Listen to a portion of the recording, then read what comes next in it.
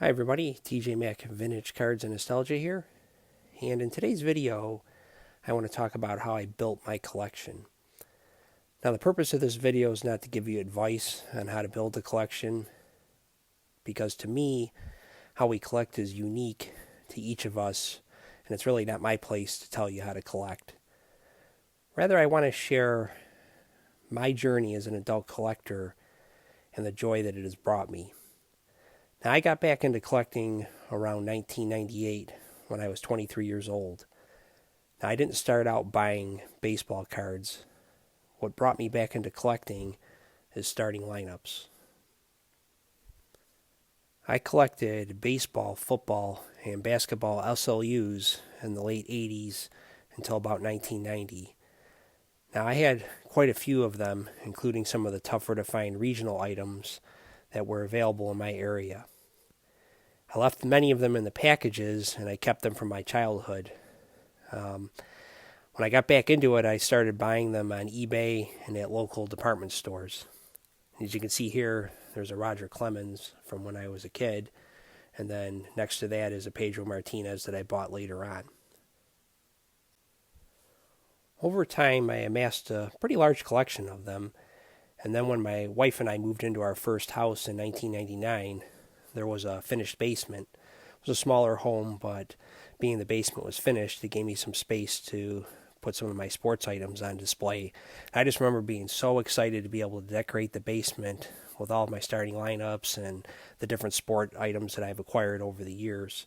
And some of those I still have on display in my card room now. Not the starting lineups anymore, but the statues that I showed that are in my curio cabinets and that, those are from when I was first getting back into the collecting in the late 1990s. And those are just some very special items that I have in my collection. But anyways, I was so excited to decorate this room, and eventually I would take them, and I have them in these plastic cases, which I don't have them in right now because of the glare, but I had them in these plastic cases. And then what I would do is I would put a small nail on the wall, and I'd hang them from the plastic case. And I just had a wall full of different starting lineups, the combination players as well as the single players that you see here. And then eventually over time, I started getting into the Cooperstown SLUs, and I acquired the entire collection of them. I still have them in storage, but there had to be over 200, I believe, Cooperstown collection SLUs, and I even had some of the special promo ones. And again, I still have them. They're just in storage. They're not something I'm as into anymore. But here's just a couple examples of them. You got the Satchel Paige and the Jimmy Fox. Here you can see Roy Campanella and Roberto Clemente. I like that Clemente because they have the wall behind him there as he's jumping up to catch the ball. Very cool pose. And what was neat about the starting lineups too is they would have the Negro League players like Josh Gibson. Here he is from the 97 series, and then they had a collectors club of Ted Williams, and I have all of them still. I have, like I said, the collectors clubs. There was a special Harmon Killebrew one they had at a convention that I have. That one was probably one of the most expensive ones I bought at the time, and I just enjoyed doing this. It was teaching me about the game, the history with the Negro League players, and it was a lot of fun putting these together. Now, as I was acquiring these Cooperstown SLUs, it sparked my interest in collecting vintage baseball cards. So what I did is I bought two, I think there were 30 card cases that could hold raw cards and top loaders, and I never even really knew anything about grading at this time. And I still had some of my childhood cards, and I added those to the cases because I wanted to add that element of collecting to my basement display. I wanted to put some cards up. And then what I started doing was acquiring some of the players that I didn't have in my personal collection off of eBay. And then one day I purchased a 1968 Topps Willie Mays in what looked like a nice ex-mint to near mint condition. And this card I wanted to display on a shelf with some other prominent players. So I put it in one of those screw down cases where it had a pre-cut slot to set the card in. And then I noticed the card was jiggling around and thought it was odd. And then I began doing some reading on the internet and learned about card trimming. And just at that time, I felt so taken advantage of, and I wasn't sure I wanted to continue collecting. And I didn't really have a lot of disposable income, and that card cost me about $30. So shortly after, I just took some time away, and then I began learning about grading cards. And I thought that this might be a good way to give me some reasonable assurance that the card I was buying was authentic and unaltered. So that's when I made the leap into buying PSA graded cards, and that was right around 2000. So here you see the first 3 graded cards I ever bought. The 64 Topps Al Kaline, 77 Topps George Brett, and 57 Topps Duke Snider. Now I paid about $20 for the Kaline. Now back then you had to use money orders when you bought cards, and we weren't taxed. I live in New York on purchases back then, so you just paid the shipping and then the cost of the card, and got a money order and then would mail it out. So it would take longer to get your cards back in those days. And this one, like I said, was about $20. And why I went with the Kaline is he was one of the players that my father would talk about when I was a kid, and just grew to have some admiration for him, and I wanted to add that card to my collection. And then the next one I bought was the 77 Topps George Brett, who was quite a player when I was growing up, and just wanted to have him in my collection. So I bought this one, and I think it was about $9 shipped to my house. And then I wanted to get Duke Snider because I didn't have any Duke Snider cards, and I got this 57 Topps, and this one I paid about $45 for back at that time. And as you can see with my cards, that I'm typically in the 60s and that a mid-grade collector. I know there's a big push on people with centering and things like that. And yeah, I like centered cards too, but like this Duke Snider's a little off-center, but it is so sharp and just a great image on the card. And I just appreciate a lot of elements in cards when I'm looking at them. And these 3 really spoke to me at that time. And I'm just so glad I have these cards from early in my collecting journey that I still have in my collection. And it's part of who I am as a collector, and just is really the beginnings of this collection that I've acquired over time. Now, eventually, I made the decision to sell my childhood collection, not all of it, but much of it, and I sold a lot of my expensive starting lineups, not my Cooperstown collection stuff and some of the baseball, but I had some pretty hard to find regional starting lineups. I had a lot of basketball ones, and I sold all of them. In the starting lineup world, it seemed like a lot of times the lesser known players of the late 80s were the hardest ones to get, and they were the most expensive because you only could buy them in certain areas of the country. So if you lived in Texas, for example, you'd find the Dallas Cowboy ones of not Herschel Walker and the prominent players, but you'd find like Eugene Lockhart and Bill Bates and the lesser known players. Because when they first came out, they just had all kinds of players issued, from just your everyday, more common player to the stars. So I had some of those. Those were more valuable. I sold those along with my childhood collection. And then I just started really focusing in acquiring graded vintage cards. So what I did is I put this idea together, and this would have been about 2001 or 2002. I put this idea together, as I said, that I wanted to go and get 30 of the key cards of my choosing from each Topps baseball set between 1956 and 1985. And this really was quite an endeavor, given that I didn't have a large collecting budget. I was a young guy just starting out my career, and I knew it would take years to do this. So what I did is I made a list of the 30 cards I wanted to get for each year. I didn't include all-star cards, combo cards, or leader cards. It would only be regular issued cards of each player, not necessarily all Hall of Famers either. I'd have like Roger Maris and Pete Rose and Steve Garvey, Dale Murphy, guys like that, along with the Hall of Famers. But to accomplish this, I knew I had to be extremely disciplined. Now, for the most part, during that time, I avoided going down the rabbit holes that we all tend to fall into sometimes, and my sole purpose was to acquire these cards. I wanted them all in a condition that was acceptable for me, which was a nice mid-grade condition. You often hear like grade 6 for 60s, grade 5 for 50s, and that's what I did for the most part. They use the term collector's grade, which I hate that term. I think the term's stupid because, frankly, you collect any grade, right? You're a collector, and there's a lot of investment cards that are in those grades and higher. I'm not about the investment, but it's a term that's silly in my opinion, and it's really become outdated with the surge in prices in the card market. That's just my 2 cents. So how I approached this is I started out by selecting 3 sets to work on my 30 of. And I wanted to cast a wide enough net so I wouldn't lose interest, but it also helped me maintain focus. First 3 sets I focused on were the 1959, 1969, and 1972 Topps. The reason why I picked 59 is I always liked the set, but I believe it was a set that my father collected heavily, and I just felt that connection to it. And then with the 69 Topps, that was the year my parents got married, so I just picked that year, and it had the Reggie Jackson rookie, which I really wanted to add, and then it had the last year Mickey Mantle and the second year Nolan Ryan as well. And then I went with the 72 Topps because I like the design. I like that marquee look there with the team name on the top and the colors on it. It's just a set that drew me in. So, and I'm also fond of the Thurman Munson in that set. So I went with that one as the third set of my beginning for this endeavor.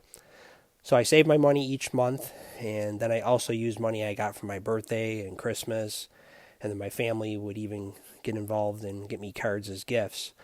And then as I knocked a year off, I would replace it with another until eventually I finished it.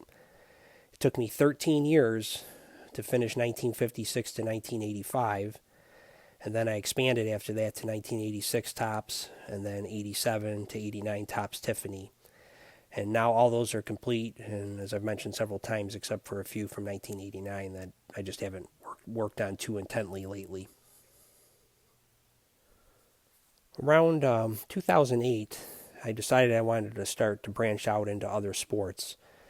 And I decided to start building the 18 key cards from football between 1959 and 1986. And I didn't come to that decision right away. I just started picking up a few football cards here and there. And the first I picked up was the 72 Topps Terry Bradshaw, and then I added a 74 Topps Roger Staubach, and then the Johnny Unitas from 1960. And I just always liked the Bradshaw card. That's what drew me to it. And Staubach was one of my favorites growing up, even though I didn't really see him play other than his last year. He was just somebody as a Cowboys fan that endeared me. And then Johnny Unitas was just somebody I always liked. Even when I was a kid, I would pick up his cards when I saw them. And I'm going to share another video about my childhood collecting, but I just wanted to focus on my adult collecting today. So those were the 3 I focused on first when I added these cards. And to be honest with you, as a child, football was a sport that resonated with me more even than baseball. And I love baseball, but I just have so many good memories of watching football games as a kid, and I just really enjoyed collecting football cards a lot. And I'm surprised it took me that long to get back into it. But again, I know everybody doesn't know me real well, but I'm a very focused person. And when I started this endeavor, I really wanted to stick with the baseball cards until it felt right to transition into football. And I started off by building 18 key cards from between 1959 and 1986. And what I started out with for football is I did 2 sets. First 2 were 1960 and 1971 Topps. I'm a huge fan of 71 Topps in general for all 4 sports. I just thought that was one of the best years for card design ever. So 71 is one that just I'm drawn to. And I also like the 75 Topps football, and I've talked about that in the past. But what I did is over time I expanded to doing from 1950 to 1989. So I went from 1959 to 1986, and then for football I went from 1950 to 1989. And for me, that went from 2008 until last year. I completed it. I was able to acquire the 18 key cards of my choosing for all of those sets. And instead of the tops for the mid-60s, I went with the Philadelphia issues because those were the NFL products. I have a lot of the Topps AFL cards, as you've seen in my videos, but I counted for my 18 key cards the Philadelphia products because those were NFL. So that was really quite an endeavor. There was a lot of cards for me to acquire, a lot of rookie cards in football. And it's not as expensive as baseball, but they're also a little harder to find sometimes, and it took a lot of patience to put that together. But for football, I have 40 years of football history in my collection, and it's just for a kid that grew up in that time, and my dad and my father-in-law grew up in the 50s, came of age, 40s and 50s, to have all of those years reflected in my collection is just very meaningful to me as a collector, and it's what I love about cards is that connection to the memories and to the history, and that's why I collect those eras. They mean everything to me, and they made me the person I am, and I just goes even beyond the cards in a lot of ways, and those sports. It just goes into the very essence of me as a person. And that's one of the reasons why when I look at these cards, it really does transport me to those times. And I went this route. Again, I gave you reasons why I did graded, but it's also because I could carefully assemble a collection. Sure, I could go out and buy a complete set, but buying these graded cards really helped me connect with the players, and it just felt like I was buying a small piece of artwork every time I got one of these cards, and I just really wanted to learn about the players, about the sets, and it's just been quite a journey for me. So what I did after that is I did football and baseball, and then was probably around 2011, I would say. I wanted to add 18 key cards from hockey between 1968 and 1985. As of now, I have 1968 and then 1971 to 1984 complete, and I need less than 10 cards total to finish 69, 70, and 85. So I started with 71 for hockey because, like I said, I just love that year for card issues. And, man, those cards are just beautiful with the bubble lettering, the team logos. Love the poses and the color backdrops on those cards. Just a wonderful set and one I jumped right into. And hockey cards could be a little tricky to get sometimes. Again, you just have to have patience. And I loved the journey.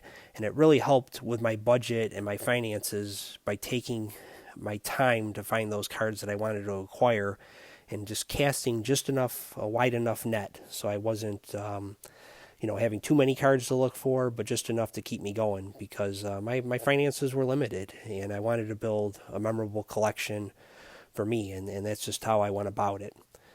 So the basketball cards, I can't show those because I sold them all, and I've talked about that in other videos back in 2019 because I needed them to finance buying the rest of my football cards from 1950 to 1957. So I sold all my basketball cards at a good time for the market, and I was able to get all those cards that I wanted to finish that run. And then I also bought some 50s and early 60s hockey cards, which has become a new passion of mine in my collecting. So anyway, a couple of days ago, I looked up all my graded cards I have on my spreadsheet, and it's now 2,652. So that means I bought about 115 cards on average per year, or about 9 a month. And that's really not a large quantity of cards compared to many collections. I mean, of course, it's a lot of graded cards, but again, I've been doing it for over 20 years. So if you break it out year by year, it's not a lot of cards. However, it took a lot of patience and a lot of discipline to build my collection the way I wanted it. And if you could take away anything from this video is that, these cards are very important to me on what they reflect, and I really took my time to build the collection the way I wanted to. And I didn't want to go back and replace cards. I wanted to do it from the start the way I wanted it to look. And it's something that evolved over time. It's something that I have a lot of other things to be proud of in my life, but from a hobby standpoint, it's something I'm very proud of that I put the time to get this together. So I know the amount of money we spend on cards is relative, but for me, I never wanted to put too much of my income into collecting. Now, I'm blessed that my wife and I make a good living, but it was important for me to keep my collecting on a very strict budget. I wanted to ensure that the majority of my money was used for more important things and that I have something for my family. And to be honest with you, again, spending money is relative on cards, but I've never paid a lot of money, meaning like over $1,000 for a card. I've never done that. I've been somebody who's plotted over time. If I did buy a more expensive card, I sold some other things that just weren't as meaningful to me to get there. And I just really put a lot of planning into it. So even though my collection now is valuable, because it's something that it's been over a long time, it's something that my family will benefit from. Now, it's still a hobby to me, and I'm a true collector who loves cards and the memories that they give me. But now I'm 48 years old, and I'll probably collect maybe for another 20 or so years, Lord willing. And I don't see myself stopping or radically changing my approach to the hobby, but you never know. There may come a point in my life where I may want to downsize my collection and put it in just fewer cards, maybe more valuable, but fewer cards. But that's something I would talk to my family about, not a decision I would likely make on my own. Now, in the meantime, I'm continuing to focus on graded cards from the 1930s to the 1980s. And at this pace, I acquire at the pace I acquire cards, which again is about 115 a year on average. It's going to give me a lifetime of collecting, being I do hockey, baseball, and football. And now I'm getting more involved in the newsstand sport magazines, and I continue building upon a wonderful collection that my father-in-law started putting together from the late 40s until around 1980. Now, a couple magazines I have in my collection that I'm particularly proud of is this Gale Sayers Sport Magazine and this Wilt Chamberlain Sport Magazine. Now, I do believe, I'm not certain, but I'm pretty sure that these are the first two magazines that Gale Sayers and Wilt Chamberlain ever appeared on. And I just think they're wonderful newsstand examples. The Wilt Chamberlain's from when he was in college, and he played for the University of Kansas. And this one is from, it says on the spine here, 1957. And then the Gale Sayers magazine, and again it's on the spine, says it's from 1966. So just two wonderful looking magazines, and I personally think they're better looking than the first Sports Illustrateds that the two of them appeared on. So I'm very pleased to have these in my collection. I think magazines over time are going to become even more and more collectible. And being these were in my father-in-law's collection, they just have an extra special place with me. And finally, I'm just at a place in my collecting now where I'm just acquiring cards that make me smile and bring me joy when they come in the mail. I'm not necessarily focusing on, per se, finishing like a key card run or anything like that. I have some themes that I'm putting together, and I have cards that I want to acquire in order to complete those themes. But these cards here, I'm collecting some Cowboys cards and Yankees cards, because those are my two favorite teams when I was growing up. And you got Billy Joe Dupree here, and then I got this Robert Newhouse from my friend Chris, Stories and Cardboard. It's a very nice gift from him, and that's in my Cowboys case. And then I got Elston Howard here that I acquired a couple months ago. Haven't shown this card yet, and love the 62 top set. And he's just somebody I want in my collection, and as well as this Greg Nettles. So that's really where I'm at on my journey, and I just look forward to many years to come as a collector. And it's been a fun ride to this point, and I just love and enjoy the collection that I've been blessed enough to acquire. And these cards that just have such a deep meaning to me, because they're just, again, more than cardboard. They're memories and just stories that are in my mind when I see some of them. So I hope everybody has a great weekend, and we'll talk again soon.